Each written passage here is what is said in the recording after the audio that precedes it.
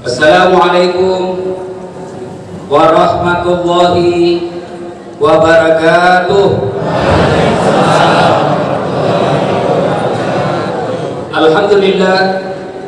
Alhamdulillahi rabbil alamin. Wa bihi nasta'inu ala umuri dunya waddin. Asyhadu an la ilaha illallah wa asyhadu anna Muhammadan abduhu wa rasuluh. Allahumma salli ala sayyidina Muhammad wa ala alihi wa sahbihi ajma'in. Amma ba'd. Faqad qala Allah subhanahu wa ta'ala fi kitabil karim wa huwa asdaqul qailin. A'udzu billahi minasy syaithanir rajim. Bismillahirrahmanirrahim. Ya ayyuhalladzina amanu taqullaha haqqa tuqatih wa la tamutunna illa wa antum muslimun. Wahai orang-orang yang beriman, bertakwalah kalian kepada Allah dengan sebenar-benarnya takwa, dan janganlah kalian mati kecuali dalam keadaan beragama Islam. Ayat ini Jumat dibacakan khatib. Ayat ini tiap Jumat kita dengar di mimbar. Berarti ayat ini sangat penting. Kalau ada pengumuman dari presiden yang harus diumumkan tiap pekan, pasti pengumuman itu sangat penting. Ayat ini Jumat dibacakan, berarti ayat ini sangat penting, harus diulang. Dan rasa-rasanya susah diterima akal sehat. Jangan kamu mati, berarti mati kau yang ngatur. Wih, ya kau mati ya? Berarti mati mau-mau. Mati mau atau tidak, tiba saatnya pasti mati. Ini bukan sakaratul maut semua tadi. Ya? Orang kaya mati, orang miskin mati, raja-raja mati, rakyat biasa mati, duda mati. Maka sebelum mati beristri cepat. Semua mati. Berarti yang jadi masalah bukan mati. Yang jadi masalah ayat berikutnya Allah jelaskan, illa wa antum muslimun, kecuali kamu mati dalam keadaan beragama Islam. Berarti ayat ini memberitahukan kepada kita, hai dasar agamamu Islam, nikahmu syariat Islam, KTP-mu Islam. Hati-hati bos, belum tentu kau mati dalam keadaan Islam. Adakah orang Islam yang matinya tidak beragama Islam? Banyak. Insya Allah kita tidak akan mati dalam keadaan berjudi. Amin. Insya Allah kita tidak akan mati dalam keadaan mabuk. Amin. Insya Allah kita tidak akan mati lagi berzina. Amin. Tapi yang membuat kita bisa mati dalam keadaan kafir, hubbi aklil haram, suka memakan makanan haram. Siapa mereka? Contoh aja di Jangko Marah. Contoh aja. Sabung ayam, didapat sama polisi, kejar, jangan lari, masih lari juga. Polisi setengah mati kejarnya karena polisinya besar perutnya. Ada juga kan polisi besar perutnya. Lari kan tidak bisa.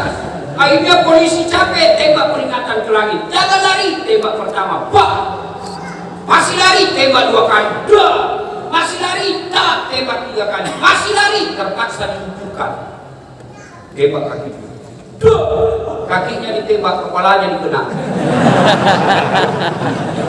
Saya tanya teman ke polisi, bagaimana caranya? Kepalanya juga, kakinya kok tembak, kenapa kepalanya dia kena? Jauhnya ke kepala dia ke kaki. Dia bilang soalnya waktu ditembak dia jongkok. Ini polisi Filipina, bukan polisi Indonesia. Polisi Indonesia itu orang baik. Pak, jangan kau musuhi polisi. Pak, jangan musuhi polisi. Ya, rumah dirampok, anak diperkosa, istri dibunuh, harta dijarah. Bapak cari siapa? Tidak mungkin kau hafal Quran. Cari siapa? Polisi. Saya pergi ceramah, macet jalan, tidak bisa maju mobil, tidak bisa mundur. Saya baca surah Yasin, sudah hatam 2 kali, tidak goyang-goyang mobilku. Nggak boleh. Datang polisi lalu lintas, lewat, selesai. Makanya jangan musuh polisi. Saya lancar sampai di sini dari Allah, bantuan polisi. Coba, kalau polisi tidak kasih izin kita tablik, mana bisa kita ceramah? Iya toh? Makanya jangan musuh polisi. Pun kalau ada polisi yang minta-minta uang di jalan, itu polisi pelemin dia. Maka SMA dimintai duitnya. Hujan, udah pakai. Kau melanggar, kau dari ini ramu-ramu. Saya lihat Pak, kenapa kau melanggar? Saya tidak lihat Bapak. Kenapa kau tidak lihat saya? Bapak sembunyi di tikungan. Ini polisi pelemin dia.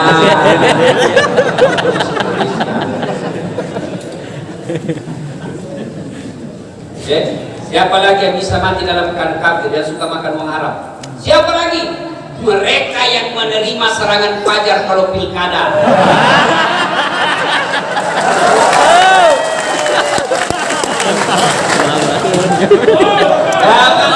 Jangan PWP. Nomornya piro, wane piro. Hei.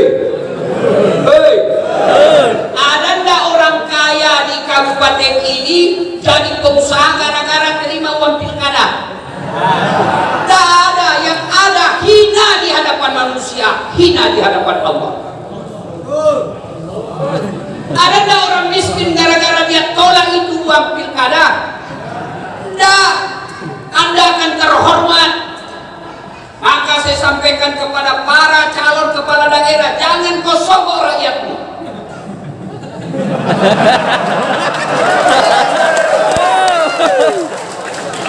Kalian senang kan kalau ada kepala daerah menang karena nyogok? Tidak senang. Kamu tidak senang tapi kau terima serangan fajar. Gimana caranya bos? Ya, bangun kabupaten kita ini dengan tidak menerima uang politik. Setuju? Setuju? Ya Allah, saksikan rakyatmu, hamba-hambamu ya Allah, mereka berjanji tidak menerima serangan fajar. Ada yang langgar ya Allah, mudah-mudahan tembaknya tidak bisa hidup.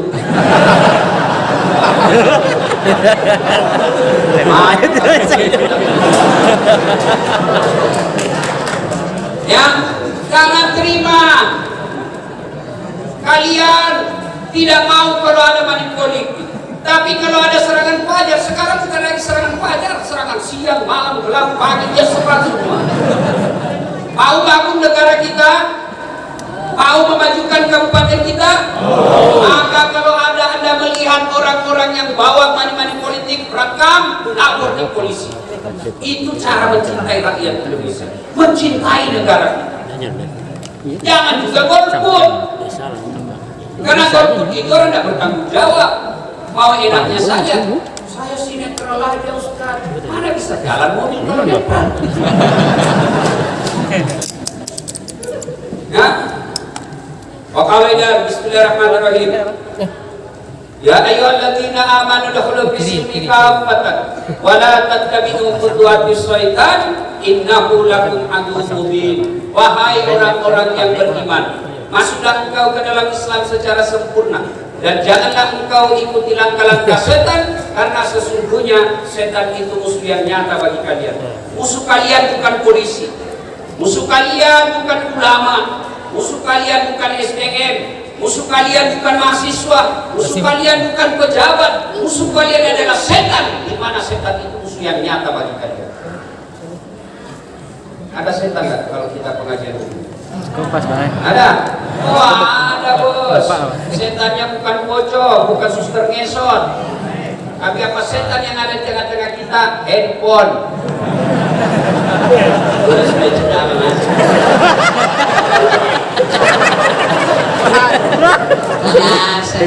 apalagi ibu padahal dia bilang lihat kok gelangku ini. Simpan dulu HP, simpan dulu ya.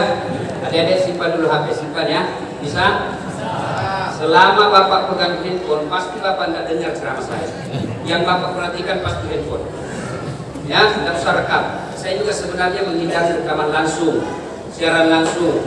Karena kalau siaran langsung bisa-bisa ada yang tersinggung. Ini kan untuk orang Islam, tapi karena siaran langsung bukan cuma orang Islam yang dengar, nanti ada yang tersinggung. Contoh paling dekat guru kita Ustadz Abdul Somad.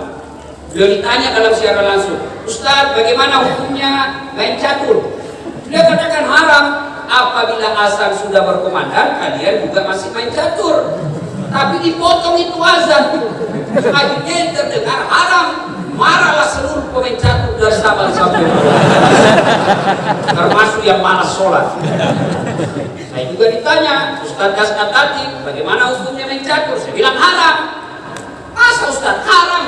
Kenapa bisa? Karena kau bunuh Perdana Menteri sama Raja.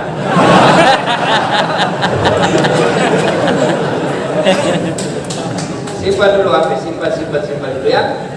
Nah, kalau Bapak siar rekam, gambarnya nggak jelas, suaranya nggak jernih. Kalau Bapak mau nonton nanti ini, ada di channel saya.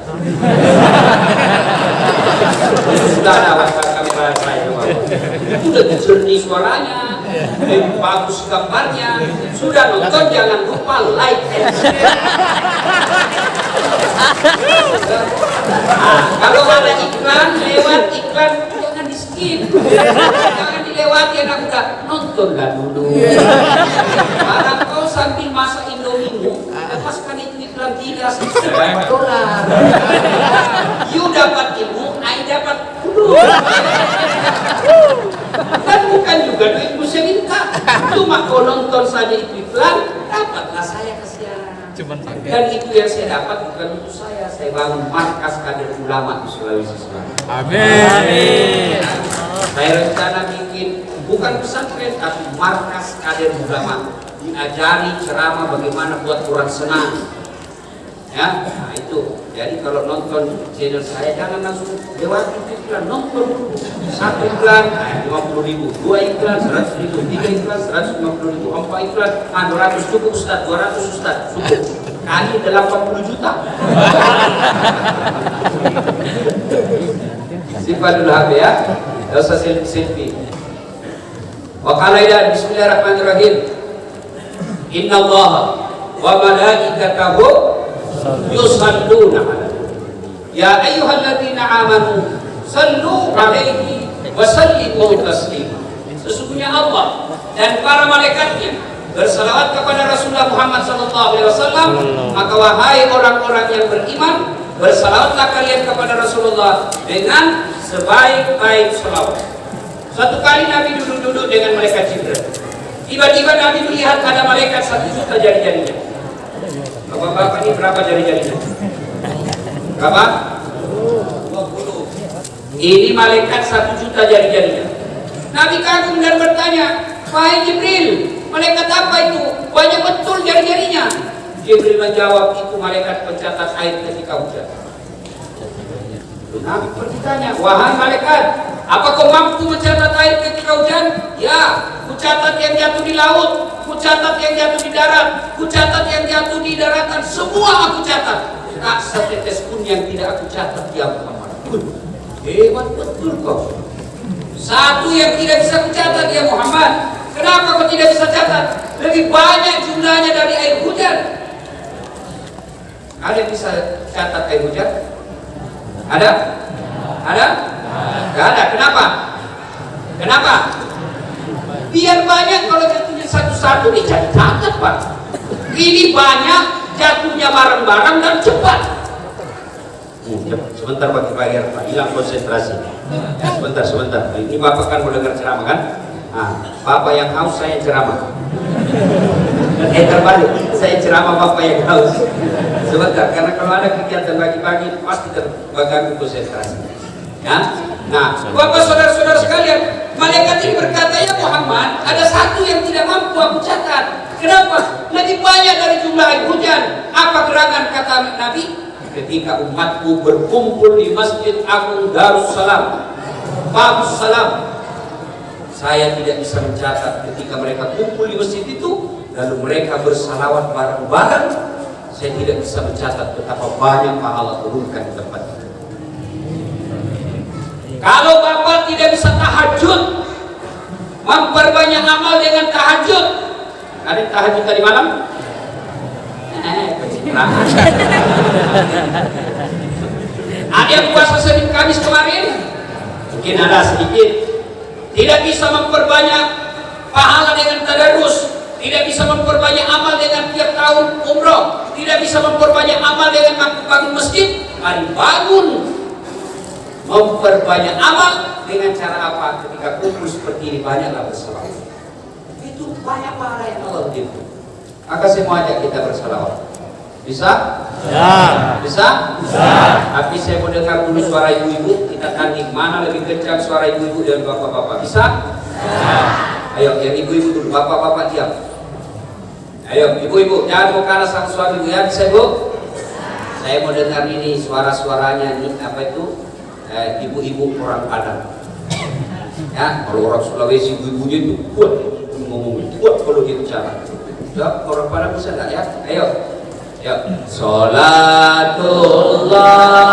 salamullah Toha Rasulillah. Ayo anak-anak gadis. Salam. Ayo gadis. Nah, terima kasih. Sudah kuat tapi begitu sebelum gadis dia kejar suaranya.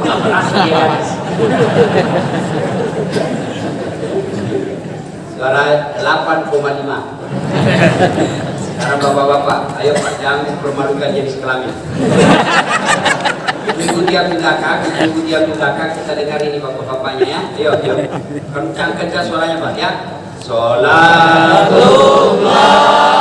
salamullah ala Toha Rasulillah.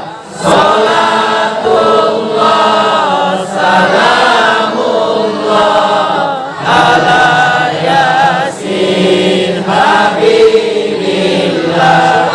Tawassalna bismillah wa bil hadi Rasulillah wa kulli mujahidin lillah bi adil babi ya Allah. Alhamdulillah.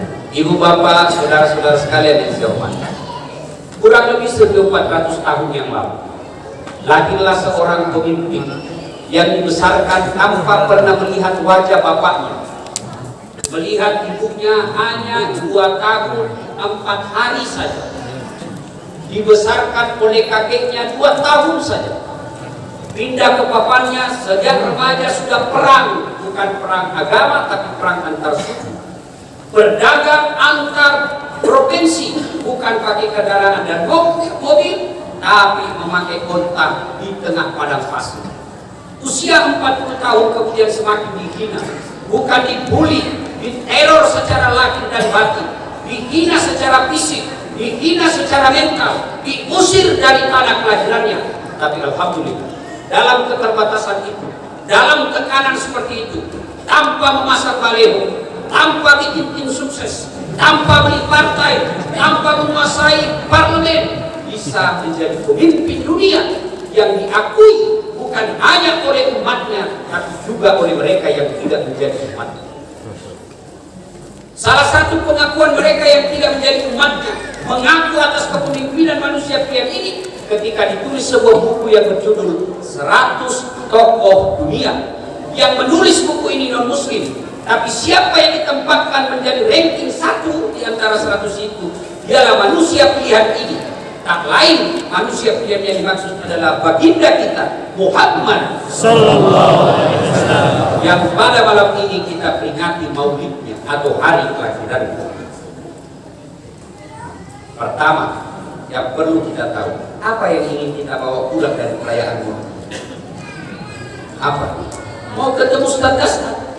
Kecewa Pak, orangnya jelek, pendek.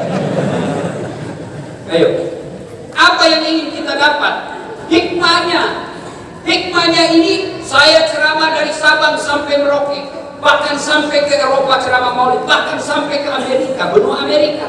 Saya ceramah ke sana, Pak.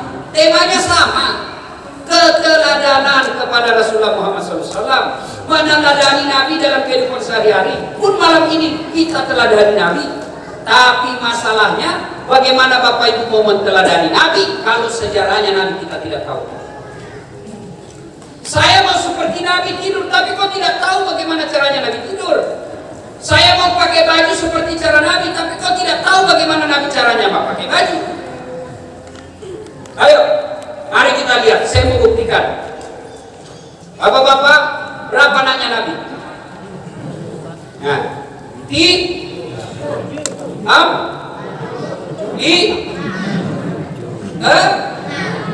bele-bele. Apa bingung kok? Berapa anaknya Nabi? 7. Berapa?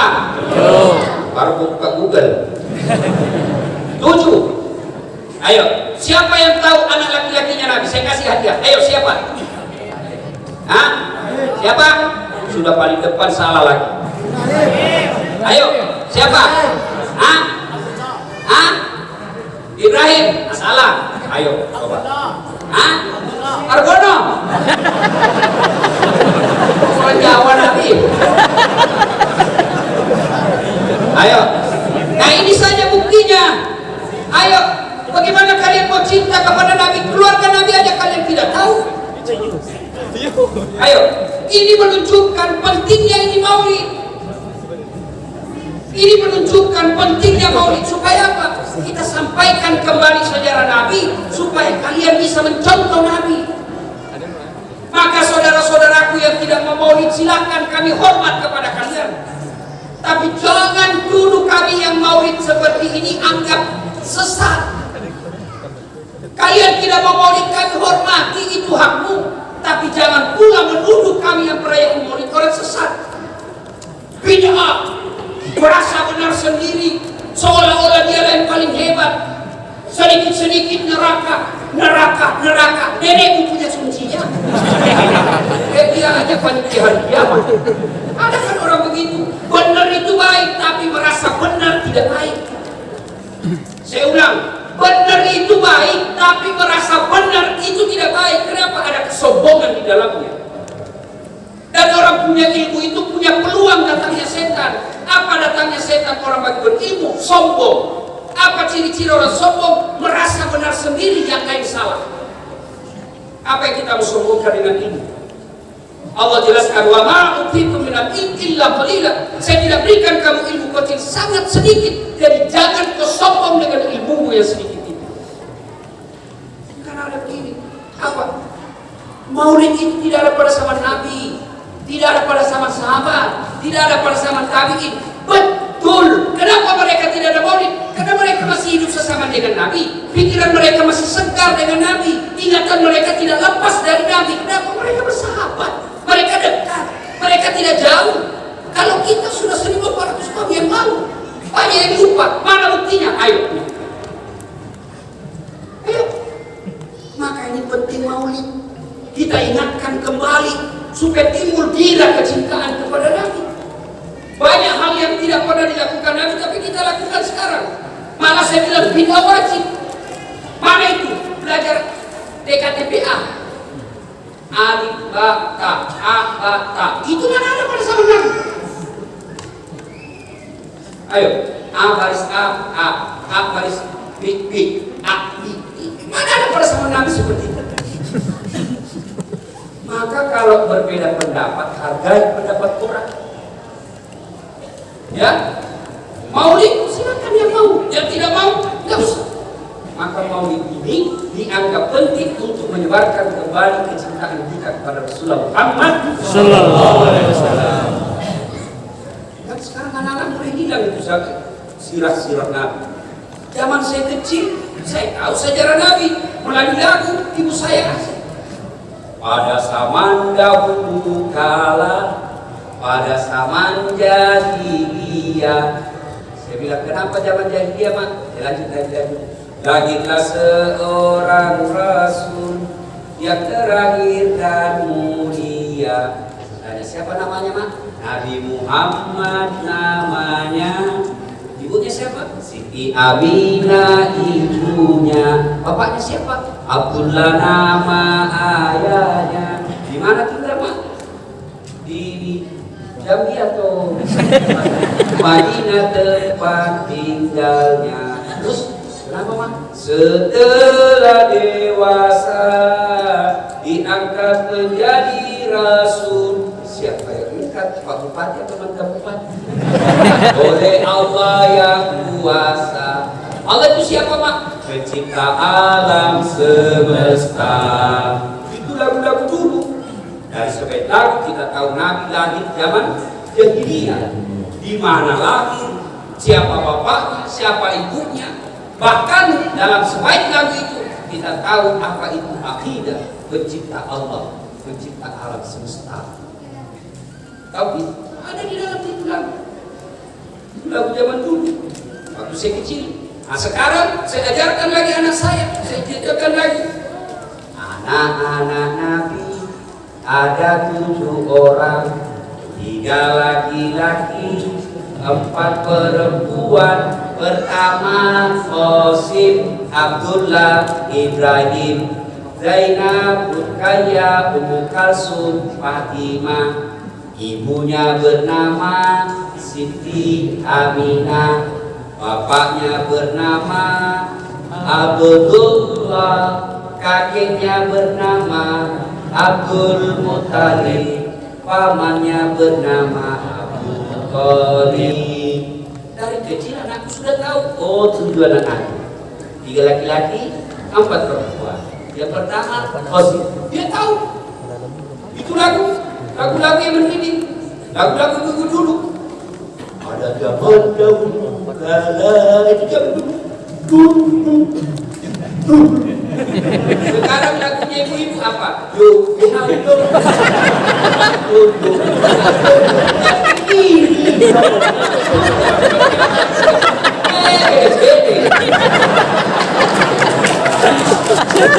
apa kenapa itu sudah putar pasti? Apa kenapa itu kan? Disambung pulangannya, pulang-pulangku berbadan dua.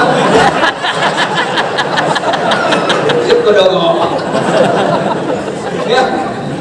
Nah, jadi ya Bapak saudara-saudara sekalian ya, dengan hikmah Maulid ini kita mencontoh Nabi.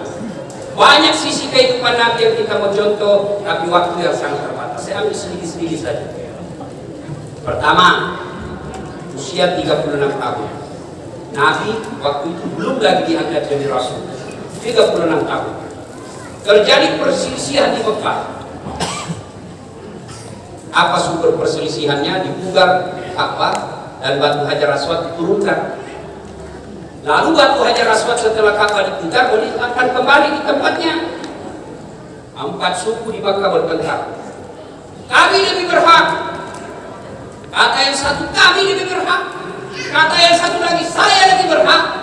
Ibaratnya orang pada bilang kami lebih berhak, orang Bugis bilang saya lebih berhak, orang Jawa bilang kami lebih berhak, orang Batak bilang kami lebih berhak. Bertengkar berkali-kali tidak selesai sampai hari ke-7. Akhirnya pemimpin adat waktu itu berkata, gini saja, daripada kita ribut-ribut, besok kita tunggu siapa yang duluan muncul di pintu itu. Anggaplah pintu masjid misalnya, anggaplah siapa yang lebih dulu muncul di pintu itu, besok kita tunjuk dia mana yang ditunjuk dari 4 kepala suku itu. Setuju? Setuju? Bubar. Besok tunggu-tunggu. Wih, cocok nih. Tidak ada minyak. Hadis ini tidak ada. Ini karena orang Bugis tidak ada. Cocok ini saja. Siapa gerakannya dilihat?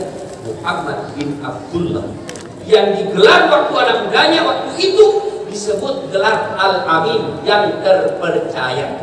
Kira-kira di sini, khususnya di Indonesia, khususnya lagi di Sumatera Barat, khususnya lagi di Dalmasraya, ada enggak manusia yang diberi gelar Al-Amin?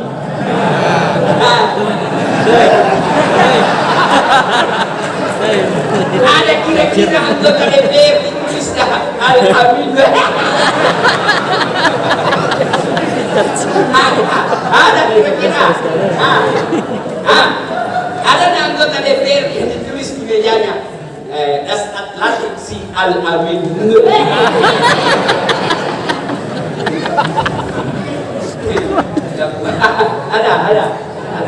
Ada. Itu Rasulullah diberi gelar oleh masyarakatnya Al-Amin, yang terpercaya.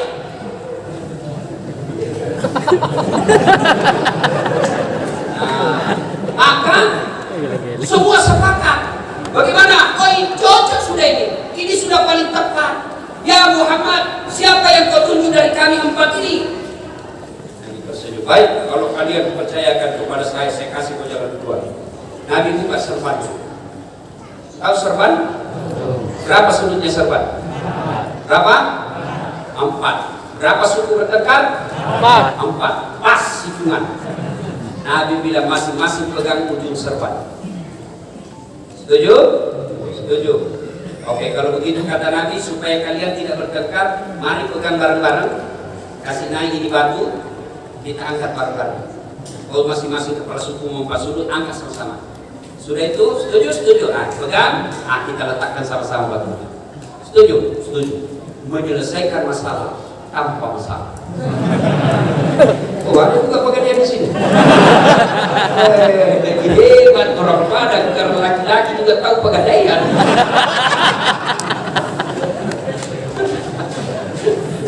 Orang Padang ini Pak luar biasa. Kemana-mana saya ketemu, pasti ketemu rumah makan Padang. Setiap saya pergi ceramah Pak di seluruh Nusantara, Sabang sampai Merauke, pasti ada rumah makan Padang.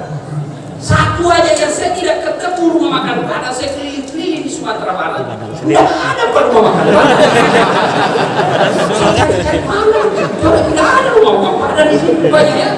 Karena di sini orang Padang. Kalau kami orang Makassar, meskipun di Makassar tetap disebut Coto Makassar.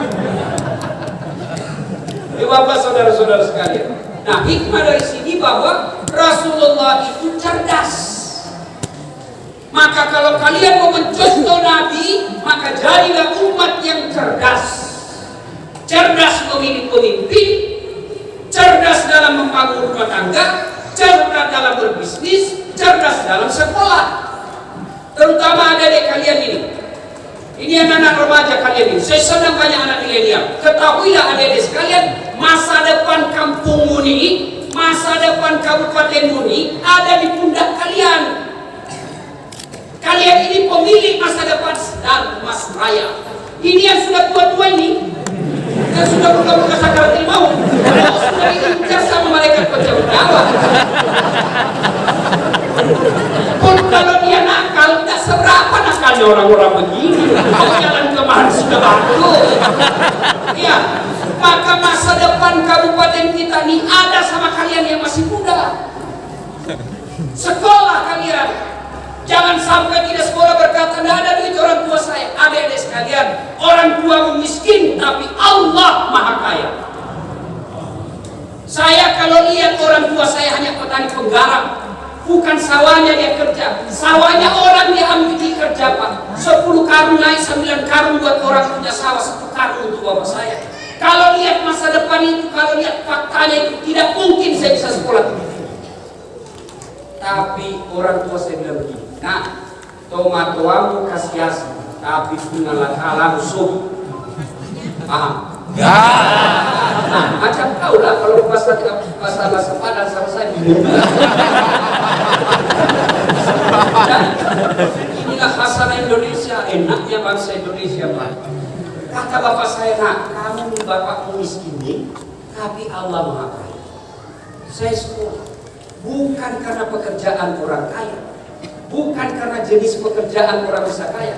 Kalau karena pekerjaan dan jenis usaha orang kaya, mestinya semua jenis pekerjaan yang sama pekerjaannya, sama kayanya. Tapi kan tidak. Ada orang jualannya sama, rukonya sama, harganya sama, teknik promosinya sama. Tapi ada yang laris, ada yang bangkrut. Siapa yang menentukan itu rezeki? Allah. Maka dari sekalian sekolah. Belajar. Orang yang belajar itu Allah janji masa depannya, yarfa'illahu alladhina amanu minkum walladhina utul ilma darajat. Allah angkat derajat. Mana buktinya? Saya kemana-mana biar terlambat datang pasti suruh dulu depan. Biar saya terlambat, mungkin saya di belakang. Iya toh. Allah, itu baru di dunia. Gimana di akhirat kelak? Masya Allah. Makanya dia belajar. Ali bin Abi Thalib. Ada 4 sahabat Nabi, sahabat pilihan. Kira-kira kalau sekarang tim suksesnya Nabi. Satu, Abu Bakar Siddiq, terkenal dengan kebijaksanaannya tapi tetap tegas. Yang kedua, Umar bin Khattab, terkekas dalam keperkasaannya. Yang ketiga, Utsman bin Affan, kaya tapi dermawan. Yang keempat, kokoh muda dan cerdas, Ali bin Abi Thalib. Diakui oleh Nabi, Ali ini cerdas. Nabi yang cerdas. Lalu Ali karena pernah ditanya, ya Ali, kalau kau disodorkan antara harta dengan ilmu, kau pilih mana? Adik-adik nih, milenial. Kalau saya pilihkan kau handphone iPhone 11 Pro 215 GB dengan kitab berat isi, pilih mana? Kitab. Pencitraan.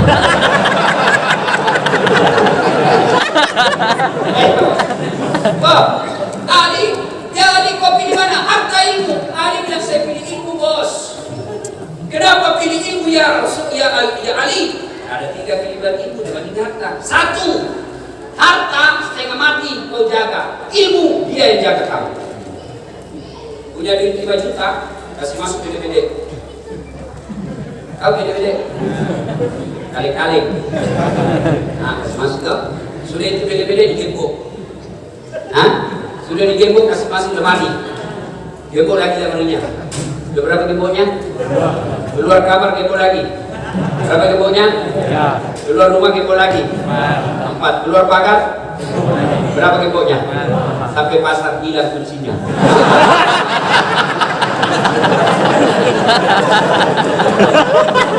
Lihat tuh, setengah mati kau jamin uang kau. Sementara ilmu dia yang jaga kamu. Ada orang masih muda tapi jadi bupati. Akhirnya apa? Dikawal Satpol PP. Polisi setengah.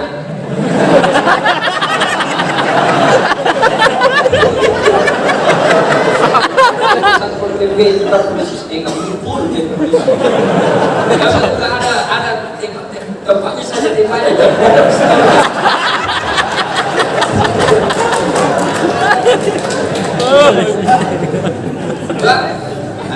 Dikawal kemana-mana.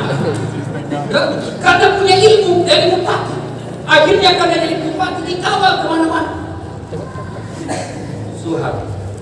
Yang kedua kata Allah, dengan ilmu kau bisa dapat harta. Tapi dengan harta belum tentu kau dapat ilmu. Kampung saya orang kaya, tapi tidak tahu membaca. Belajar membaca sama ini anak-anak cucunya. Belajar membaca deh. BEP, nama PP, Iskoso, Pepso, DDT, tanya odol. Ini apa odol? Dibaca duitnya tapi pilih-pilih. Dia masuk ke kota, dibawa dari ke kota ke mall, belum COVID-19. Penyakit keren namanya. COVID-19.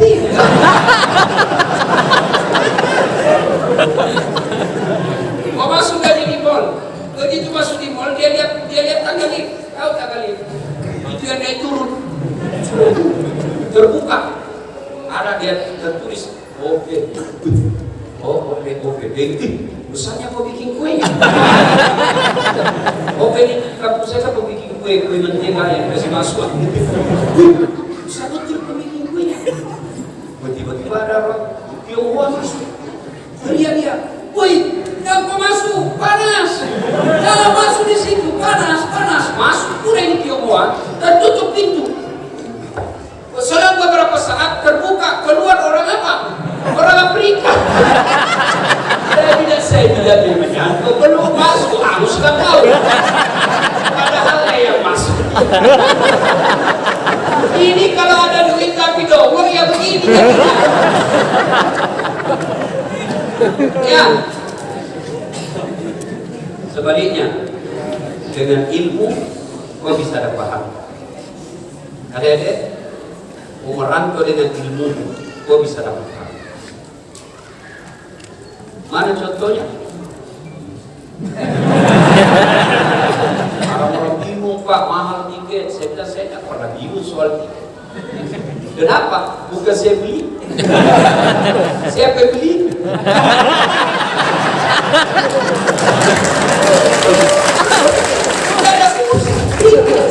Siapa yang beli? Ya kan dari saya dong. Kalau tidak mau beli kan saya tidak mau datang. Hebatnya lagi, pergi tidak bawa uang, pulang. Makanya adik sekalian, saya cinta kalian karena Allah, saya cinta kalian sebagai bangsa Indonesia. Jangan sampai menjadi umat yang bodoh. Belajar kalian. Kenapa kita dijajah dulu Belanda, Jepang, Prancis? Karena kita goblok waktu itu. Gampang diadu domba. Maka orang yang bodoh gampang diadu domba dalam pilkada. Orang yang bodoh gampang diadu domba dalam pilpres. Cebong kampret. Selesai sudah itu. Jangan gara-gara pilkada kalian berpecah belah. Pilkada di pesta demokrasi.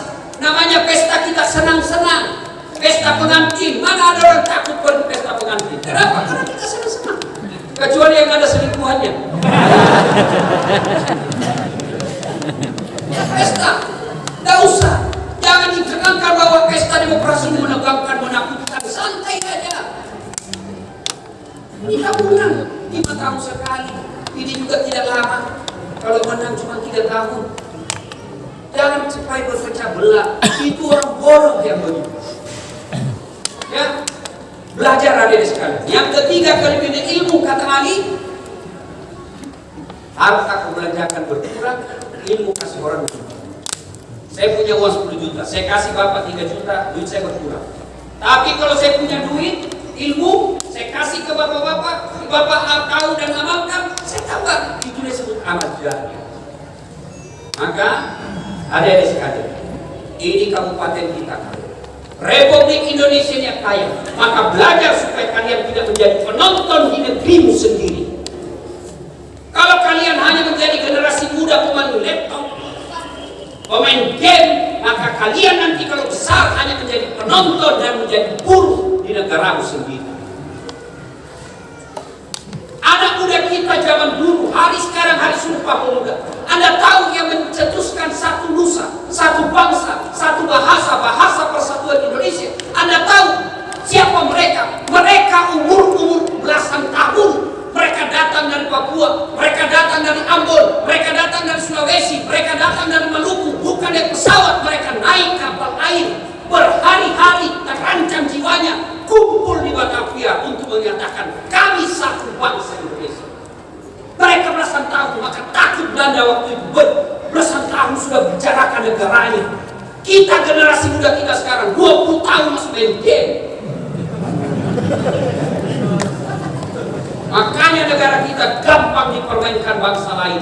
Besar negara kita, kaya kita punya sumber daya alam, tapi generasi mudanya lebih banyak pemain game. Akhirnya mimpinya juga seperti game. Serius saya ini. Belajar adik-adik. Jangan ketawa, saya serius. Belajar. Islam sangat mengagungkan ilmu pengetahuan, sehingga ayat pertama turun, Iqra, baca, bismi rabbikal ladzi khalaq. Silakan mempelajari ilmu apa saja dengan catatan bismi rabbikal ladzi khalaq. Belajar ilmu pemerintahan supaya kau jadi pejabat atas nama Tuhanmu, bukan atas nama partai. Belajar kau jadi politisi supaya kau jadi anggota DPR, tidak lari ketika kau dicari waktu demo.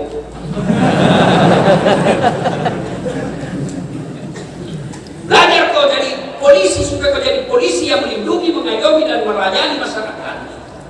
Jadi kau tentara yang melindungi rakyatmu. Jadi kau ulama yang betul-betul mencerahkan.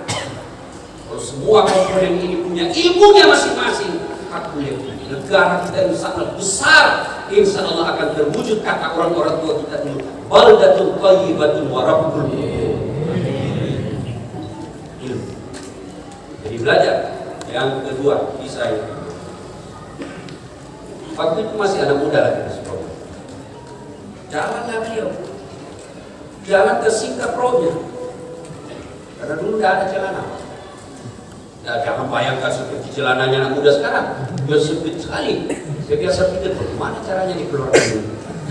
Rapat betul kan? Nah, tersingkap kelihatan betis. Maka malu Rasulullah, merah wajahnya karena kelihatan betis. Rasa malunya Pak. Coba laki-laki, betisnya aja kelihatan, malu sampai merah wajahnya. Bagaimana kita sekarang? Yang namanya rasa malu. Mana sekarang rasa malu? Dari pejabat tidak punya rasa malu. Mana buktinya? Biar hari libur masih pakai plat merah dan dibawa undangan. Udah rasa malu itu semua itu, gak ada rasa malunya.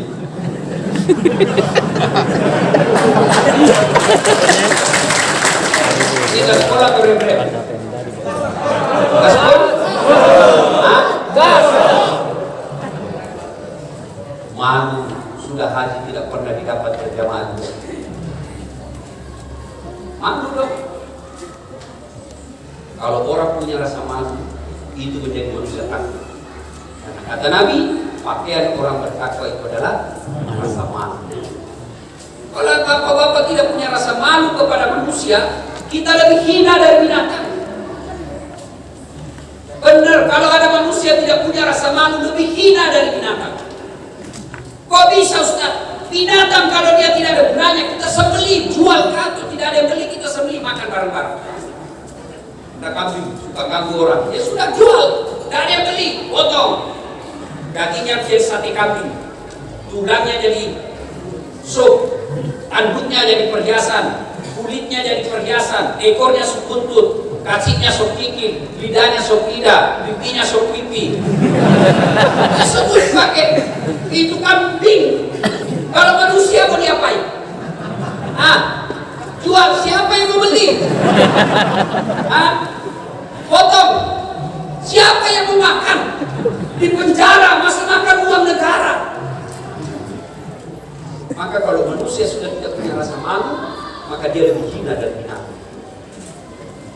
Bicara soal malu, belajar dari Jepang. Jepang tidak kenal ketuhanan yang Maha Esa. Jepang tidak kenal Quran dan hadis. Tapi begitu disangka saja, dicurigai saja, sudah mengundurkan dari jabatan. Kita sudah nyata-nyata tertangkap tangan. Oh, praduga tak bersalah.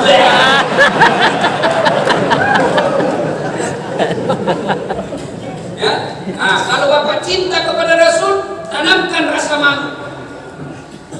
Malu dong, adik-adik cewek nih, jalan kelihatan auratnya.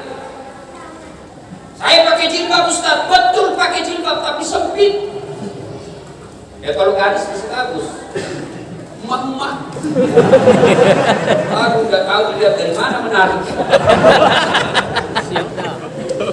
Bapak-bapak jangan sampai anak istri disuruh pakai jilbab, bapak sendiri keluar rumah pakai celana pendek kelihatan pahanya. Dosa. Siapa bilang laki-laki kelihatan pahanya dosa? Ya hadis. Aurat laki-laki nuntut sampai di pusat, kelihatan paha, dosa. Bapak silakan main bulu tangkis, adik-adik silakan main futsal, tapi jangan kelihatan paha. Saya main buat binton, saya naik sepeda, tapi tidak harus kelihatan aurat. Siapa yang ngajar kita itu harus pakai olahraga, kalau olahraga harus pakai sepeda? Orang barat, beda agama kita. Olahraga itu bukan bersih pakaian, tapi gerak. Olahraga, bukan bola baju. Ya, tanamkan bersama. Berikutnya lagi, perlu kita ketahui sejarah hidup Rasulullah ke masjid. Sampai ke masjid, beliau buka sendalnya.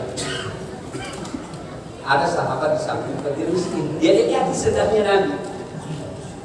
Dalam hati Nabi, mau dia sendal saya. Selesai sholat, Nabi tanya sahabat, kau tahu rumahnya kita di sebulan? Tahu ya Rasul, kasih ke sana. Jangan. Sudah itu sampai di rumah. Assalamualaikum warahmatullahi wabarakatuh. Waalaikumsalam warahmatullahi wabarakatuh. Ya Rasulullah. Sudah betul ini orang. Ini tadi saya lihat ini. Kalau dia lihat sendalku. Ya Rasul. Kayaknya aku suka senyum-senyum tadi kan.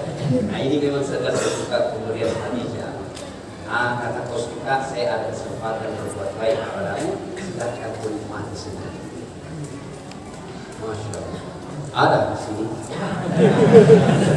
Ada? Gak usah yang sini lagi. Jadi dekat-dekat aja sedikit. Pak, saya dengar ini masjid akan membangun menara.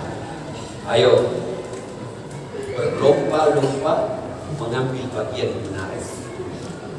Ustaz, saya tidak punya duit. Sumbanglah dengan tenaga.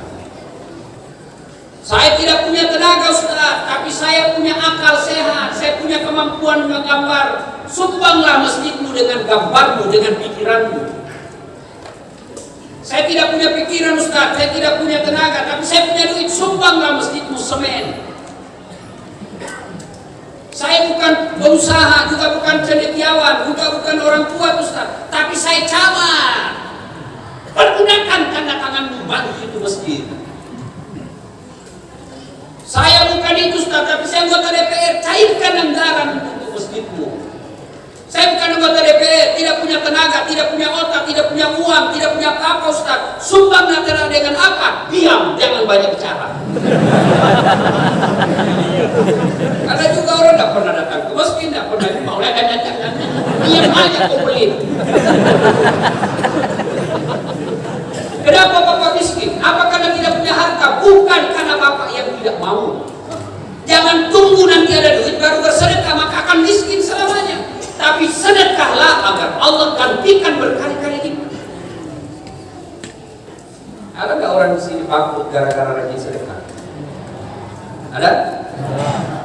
Yang angkat tadi saya itu, saya lupa namanya, bapak yang bawa kendaraan, dia cerita, saya Ustaz, bapak saya orang Buddhis, ya, kerja di dulu almarhum yang punya universitas di Padang, saya lupa apa namanya tadi cerita. Banyak orang dia bantu Ustaz, dia sekolahkan gratis, dia bantu kiri kanan. Saya bilang tambah miskin, tidak, makin kaya aja saya lihat almarhum. Tidak ada orang bangkrut gara-gara sedekah. Sedekahlah. Semakin Bapak pelit, maka semakin susah datangnya. Percaya. Ini bapak-bapak ini.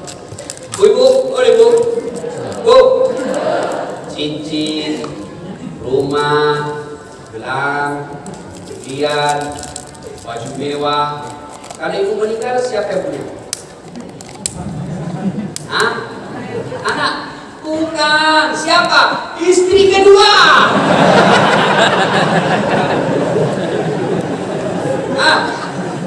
Ayo. Bapak-bapak meninggal, siapa yang punya warisan bapak? Siapa? Jarang istri kawin lagi kalau sudah meninggal, apalagi kalau sudah umurnya 60 tahun nggak ada. Repot. Siapa yang meninggal? Anak. Iya, kalau anak kita anak soleh. Anak saya soleh, tapi takut sama istrinya. Mau sedekah anak kita apa anak istrinya? Apa mamaku aja. Kamu kalau sama mamaku juga sudah mati ya kan? Maka sedekahlah selagi masih hidup. Belajar Al-Quran. Ketika kita sudah arwah, lalu kita bangun di depan malaikat, kita gosok mata, lalu kita berkata, wahai malaikat, hari apa ini? Malaikat berkata, kau sudah mampus, kau sudah mati sekarang. Lalu jenazah ini berkata, ya Allah, kembalikan saya ke dunia untuk jadi bupati bukan, untuk sholat bukan, untuk umroh tidak, untuk puasa tidak, untuk haji bukan, untuk apa? Kembalikan saya ke dunia ya Allah, sekejap saja, 5 menit saja. Untuk apa? Saya hanya ingin berkata, saya sedekahkan hartaku yang sedikit. Kenapa bukan sholat? Kenapa bukan haji? Kenapa bukan puasa? Karena haji, puasa, sholat hanya didapat pahalanya ketika dilakukan.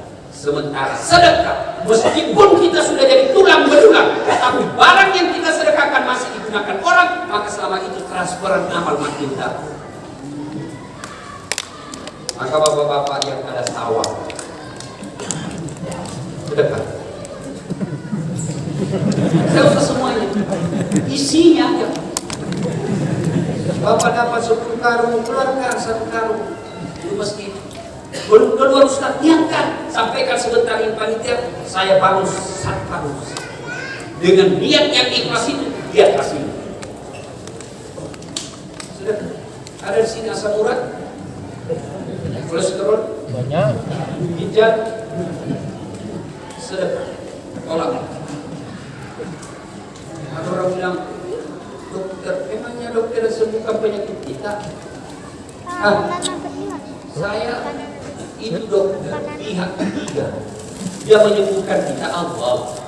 Kalau dokter yang sembuhkan kita, tidak ada dokter yang sakit. Buktinya berapa banyak dokter yang juga harus ke dokter karena dia sendiri tidak bisa menyembuhkan penyakit. Dan saya lihat ada dokter yang hebat. Kemana-mana saya ketemu dokter, saya juga kasih tahu penyakit. Yang hebat itu baru saya datang nanti dia tahu penyakit saya. Kan tidak juga. Assalamualaikum dok. Waalaikumsalam Ustaz. Kenapa Ustaz? Mencret-mencret saya ini dok. Kenapa bisa? Dalam hati itu ya urusan apa dokter? Saya mau tanya. Iya dok. Disuruh balik kita 3 hari yang datang. Bukan karena dia mengambil duit, tapi karena dia mau tahu reaksi obat yang 3 hari itu dia kasih kita apa cocok atau tidak. Kalau cocok terus, kalau tidak kan. Allah tanpa diberitahu, Allah tahu penyakit kita, Allah tahu masalah kita. Maka supaya cepat masalah itu terselesaikan dan tertolak dari bencana, sedekah. Ada anak kita susah betul dinasihati, susah betul diberitahu yang benar. Barangkali anak kita ini panas dagingnya karena tidak pernah ada sedekah. Orang-orang dulu sedekah, bersedekah. Ya, di masjid akan dipakai. Bayangkan kalau bapak bersedekah, misalnya 3 meter persegi tegel di masjid. Selama 3 meter persegi dipakai ibadah, selama itu bapak dapat firman pahala. Sementara mobil habis. Rumah bukan kita yang punya. Kata Nabi, 3 saja menjadi hak mutlak bagi kalian hartamu. Habis kau makan, hancur kau pakai, dan yang telah kau sedekah. Maka bersedekah. Berikutnya, Rasulullah sangat mencintai kita. Bagaimana cara kita mencintai Rasulullah? Bagaimana cara kita mencintai Rasulullah? Satu, kalau kita cinta kepada Rasulullah, banyak-banyaklah menyebut namanya. Ya Nabi, salam alaika, ya Rasul, salam alaika, ya Habib, salam alaika, salawatullah alaika. Bapak-bapak sambil lap-lap mobil selamat. Salatullah, salamullah. Dia dengar suaminya lagi bisa goreng lagi. Ala toha Rasulillah. Dia dengar anaknya lagi online sama. Salatullah, salamullah ala yasin habibillah. Berteriak bertuah semua.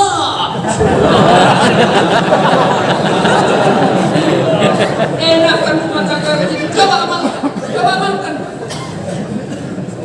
Cinta kepada Rasul, banyak-banyak menyebut namanya. Bahkan menyebut namanya Nabi itu, Nabi akan hadir di samping kalian. Allah kasih kemampuan. Gimana caranya? Jangan pikir bagaimana caranya, itu hak Allah. Bahkan Nabi jelaskan, sepelit-pelit umatku di antara kalian yang apabila dia sebut nama dia tidak bersalawat kepada Muhammad sallallahu alaihi wasallam. Yang tidak salawat itu orang pelit-pelit. Yang kedua, kalau cinta kepada Rasul, mengikuti sunnah-sunnah. Bapak-bapak ini, rajin ikut sunnah. Sunnah apa? Poligami. Ada di Sulawesi, Pak, sudah 2 istrinya mau kawin lagi. Saya tanya, Pak Haji, sudah 2 kawin lagi. Dia bilang, sunnah Rasul. Bagus, Pak, sunnah Rasul. Mantap, Haji. Begitu sholat duhur, itu cepat betul. Udah sampai kayak 5 menit. Saya tanya, Pak Haji, kok cepat betul? Nabi itu kalau sholat sampai buka betisnya. Apa beliau katakan? Wah, itu kan Nabi. Saya ini manusia biasa. Kalau poligami sunnah Rasul. Sholat jahat itu kan Nabi. Ayo, cinta kepada Rasul, ikuti sunnah. Yang baik itu kita amalkan adalah sholat berjamaah. Ayo hidupkan sholat berjamaah. Tapi sayang, seribu sayang, kita umat Islam sudah meninggalkan sholat berjamaah. Alhamdulillah Pak. Di sini saya lihat di sini Pak, masjid selalu penuh. Mas Raya ini selalu penuh. Alhamdulillah. Malam ini juga penuh lagi. Terutama kalau subuh penuh sampai di luar, tidak ada di dalam. Yang di dalam orang tua yang sudah pensiun, akhirnya isi masjid kalau subuh lomba batu.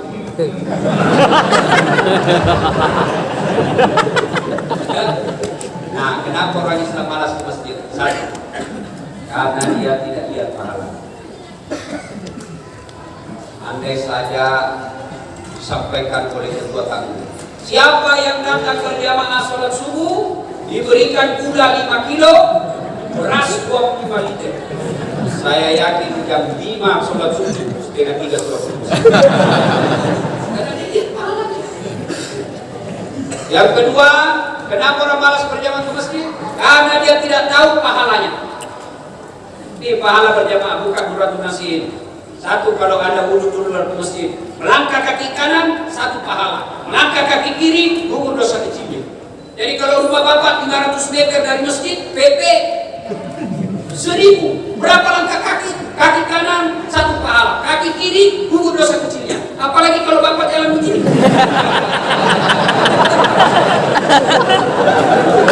Berapa langkah kaki? Iya dong. Nah, kaki kanan 1 pahala. Yang kedua, kata Nabi, seluruh materi yang kau lewati jadi saksi. Pagar, tembok, aspal, dinding, tegar, semua akan jadi saksi. Itulah sebabnya dianjurkan ketika kau masjid, lain jalan waktu pergi, lain pula jalan waktu pulang. Kenapa? Makin banyak saksi. Jangan pulang setelah dengar hadis ini, Bapak keliling dulu. Dulu ke lapangan, pasar, sampai di sini sudah selesai sholat. Ya kan? Itulah sebabnya juga ulama mengajarkan ketika sholat sunnah rawatib, lain ketika 1 rakaat kedua, pindah lagi ketika 2 rakaat berikutnya. Makin banyak kita tempati sholat, makin banyak saksinya. Yang ketiga, materi tadi ya, debu, hujan, air ketika hujan, basah baju, maka itu akan jadi saksi nanti, melindungi kita, basah bajunya.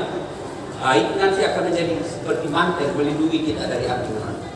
Tidak usah cemas kalau hujan, gerimis, basah baju, tidak jadi masalah. Dan juga salah tafsir.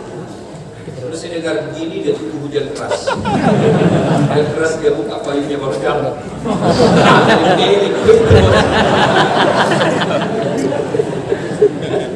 Ya, berikutnya lagi yang paling populer, lipat 27 kali. Artinya apa? 1 kali sholat jamaah di masjid, 27 kali sholat di rumah baru sama pahala.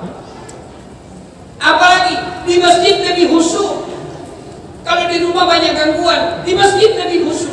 Apalagi di masjid ada yang mengajarkan kita doa bersama. Barangkali kita tidak tahu baca doa, kita tidak tahu menyampaikan kepada Allah, tapi ada alim ulama yang memimpin doa. Kita di belakang amin, akhirnya seluruh doa yang ada dalam masjid dia angkat.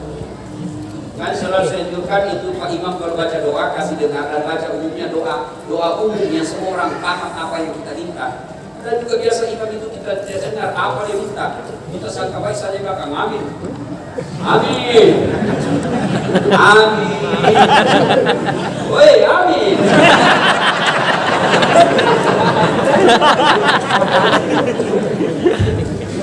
Ya? Nah ibu bapak saudara-saudara sekalian, berikutnya faktor ketiga orang malas datang berjamaah di masjid, manajemen masjid tidak bagus. Ada masjid senang betul umumkan saldo kas 200 juta. Kita mau wudhu tidak ada air. Ya kalau wudhu masih bisa diantisipasi tayamum. Tapi kalau kita sudah mulai besar, pernah pergi dakwah, mau sekali saya putih tidak sangka baik, saya kira ada airnya. Begitu selesai sudah kuning semua, tiba-tiba saya ada air, mati sudah.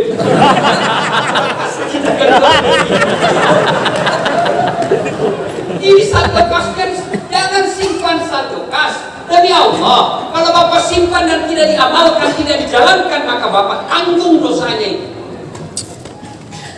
Jalankan amalnya orang, jangan simpan di saldo, karena ketika simpan di saldo, amal jariah tidak jalan. Belanjakan, Ustaz semua pembangunan serampung, cari orang miskin yang punya kredit di bank, bayarkan itu.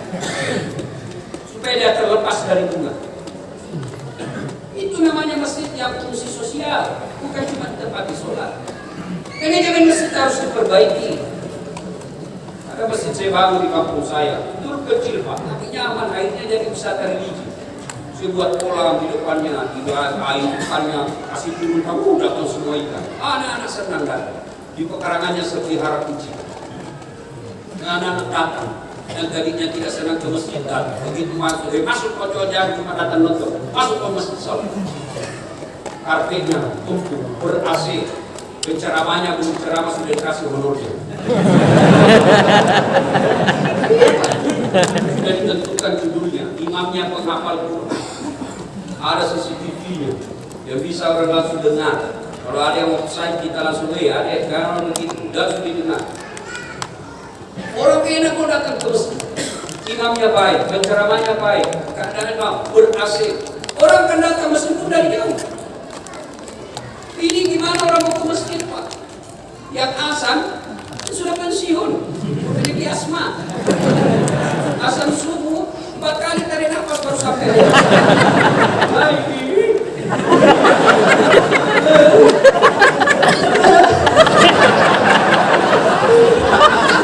Mana orang ke masjid Pak? Karena sudah begitu lagi sebenarnya ikhlas. Kok ketawa baru kau tidak mengganti. Mana orang tua anda asal karena kalian yang masih muda baik suaramu kok tidak datang asal di masjid. Gimana orang mau ke masjid karpetnya aja sudah 7 kali lebaran tidak pernah diganti. Kita sujud bukannya empuk tapi dapat. Kenapa bagian begini tidak karpetnya tersebut? Ya? Mic-nya juga tidak baik. Begitu kita takbir imam Allahu Akbar langsung story. Coba. Iya toh. Ceramahnya dari awal sampai akhir neraka jadi terus dibanting, dilipat, ditusuk. Dia bilang aku udah usah ke masjid ya. Iya, ada juga penceramah neraka jadi ulas terus. Gimana orang mau ke masjid? Coba supaya orang mau ke masjid. Lihat bapak-bapak lihat ini anak-anak muda, janji dia soal jodoh. Bapak-bapak yang sudah kita lihat sudah banyak udah janji dia tentang poligami. Kok disengat gitu? Neraka terus. Waduh, dah ini aku kita jadi orang Islam. Neraka terus. Ya. Apalagi imam yang membalik-balik sunnah Nabi. Nabi katakan kalau kau jadi imam ringkaskan bacaanmu dan baca umumnya orang hafal. Itu sunnah. Saya heran sekarang rata-rata penghafal Quran kalau jadi imam, dia senang yang hanya dia yang hafal.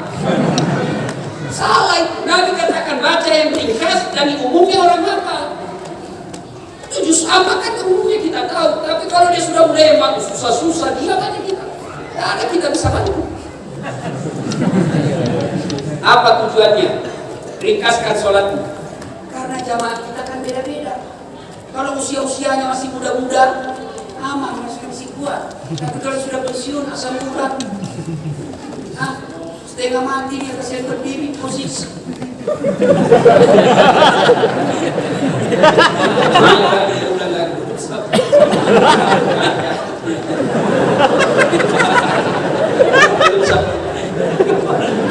Posisi urat bos. Kali besok sudah tidak mau lagi saya kesana bodoh macam bentuk bacanya. Ya, yang kedua kata Nabi, bacalah yang umumnya orang hafal. Apa tujuannya disuruh membaca umumnya hafal? 1, supaya kalau imam salah ada yang bisa luruskan. Coba kalau imam membaca wadduha salah, anak-anak bisa ikuti, bisa luruskan. Bahkan kalau bapak baca qul huwallah, anak-anak SD pun bisa bantu. Kenapa? Kita umumnya hafal. Tapi begitu imam membaca surah Al-Maidah ayat 17 sampai 80, hancur. Salah ya, hadapi kesusahanmu sendiri. Kita mau ikut, dah hafal. Kita mau ruku, belum selesai. Terpaksa kita baca semua pengumuman di dia.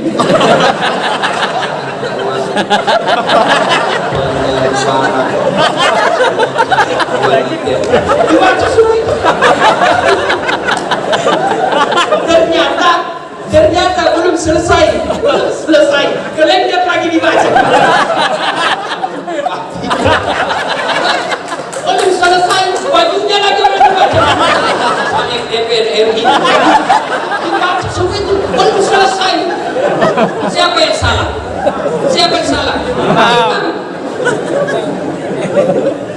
Ini bisa nyata waktu saya kecil.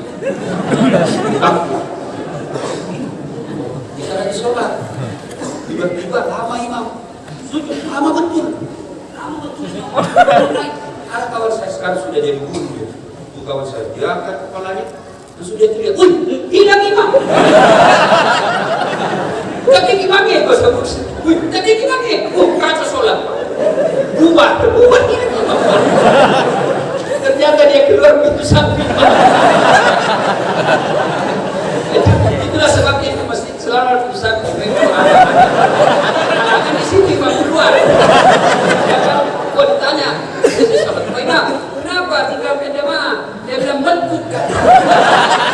Kentut saya kali Pak Imam kalau kentut kasih bangun dulu kita supaya kita lihat bapak pergi. Dia bilang saya malu nak. Siapa salah? Imam. Itu lagi.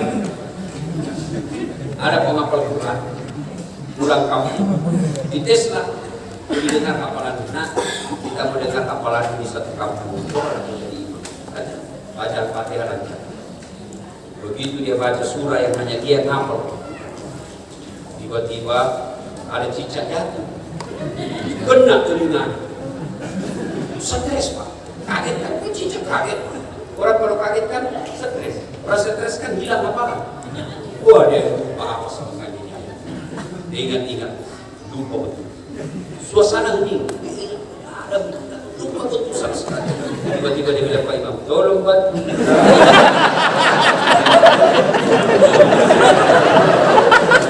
Dia bilang, Pak Imam, saya juga tidak tahu. Tiba-tiba ada orang muda berteriak dari belakang. Dia bilang, kalau begitu ya sudah. Allahu Akbar. Siapa salah? Siapa salah? Imam. Makanya dalam syariat Islam, fikih sholat jamaah memilih imam itu hati-hati. Jadi makmum siapa saja boleh jadi makmum. Mulai dari orang gila sampai orang cerdas boleh jadi makmum. Mulai orang dewasa sampai belum balik boleh jadi makmum. Tapi imam tidak boleh, harus memenuhi syarat. Kalau salah milih imam, kacau jamaah. Nah, kabupaten kita sebenarnya lagi milih imam. Hati-hati. Jangan kau pilih karena sepupumu, jangan kau pilih karena satu partai, jangan kau pilih karena uang haram itu. Tapi pilih yang betul-betul kalian yakini bisa menyelamatkan kalian dunia sampai akhir. Dan pesan khusus, jangan bertengkar, jangan menyebarkan hoax, jangan menyebarkan fitnah, jangan saling menjelekkan, jangan. Kalian kalau saling menjelekkan, memfitnah orang yang jadi bupati, kalian dapat dosanya. Ya bagus kalau cuma dosa, kalau sudah masuk penjara juga gara-gara menyebarkan berita bohong dan kebencian. Santai saja. Ya, ibu bapak saudara-saudara sekalian, banyak yang kita menguraikan soal-soal jamaah, tapi waktu jualan ingin rasanya berlama-lama, tapi waktu jualan yang bisa. Insya Allah lain waktu dan kesempatan kita akan bertemu. Amin. Amin. Amin. Amin. Kesimpulannya, laqad kana lakum fi Rasulillahi uswatun hasanah. Sungguh pada diri Rasulullah Muhammad SAW itu terdapat contoh teladan yang sangat baik. Apapun kita bisa mencontoh Rasulullah dalam kehidupan sehari-hari. Terima kasih atas segala pihak yang berupaya untuk mendatangkan saya di tempat ini sebagai rangkaian saya safari dakwah pasca dicabutnya maklumat Polri untuk tidak berkumpul. Nah, ini saya program kalau saya tidak salah 4 bulan yang lalu. Nah, sampai saat ini. Kemarin saya di Bengkulu, kemudian lanjut akan ke Palangkaraya, besok di Padang, Polda Padang, lalu lanjut ke Palangkaraya dari Sulawesi Selatan. Inilah tausiah kita, mudah-mudahan ada manfaat. Sebelum kita akhiri, belum selesai.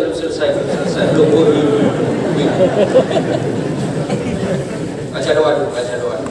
Sebelum kita akhiri, mari kita berdoa kepada Allah Subhanahu wa taala. Mohon keikhlasan Bapak sekalian kita kirimkan suratul Fatihah. Rasulullah Muhammad SAW, nasihat dan utamanya kita ikhlaskan untuk arwah almarhum bapak saya. Ila hadatil Nabi Mustafa Muhammad SAW, semua khususil ruhil almarhum Haji Abdullah bin Syafo al-Fatihah. Ya kan.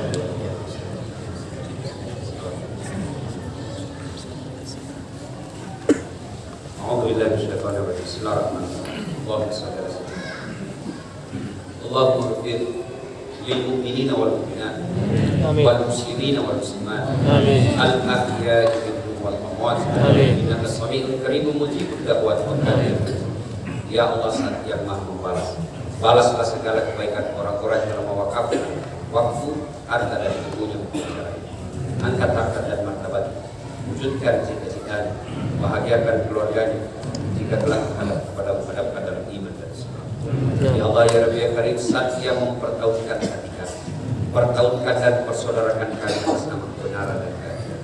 Jangan Engkau persaudarakan kami atas mereka yang berkepentingan politik dan kekuasaan semata.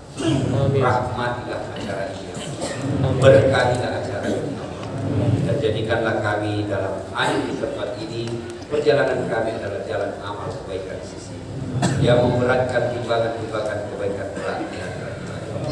Ya Allah ya Rabbi ya Karim, kami hanya bisa berdoa dan memohon, jangan kecuali yang mengabulkan doa. Rabbana la tuzigh qulubana ba'da idh hadaytana wa hab lana min ladunka rahmah innaka antal wahhab. Rabbana atina fid dunya hasanah wa fil akhirati hasanah wa qina adzabannar. Subhana rabbika rabbil izzati amma yasifun wa salamun alal mursalin walhamdulillahi rabbil alamin. Saya tahu orang telah senang berpantun. Saya akan tutup pantun saya. Ada pantun saya ini untuk bapak-bapak Minangkabau. Lebat patang padi jerami, padi dipanen di pagi hari. Niat hati berpoligami, apa daya takut istri.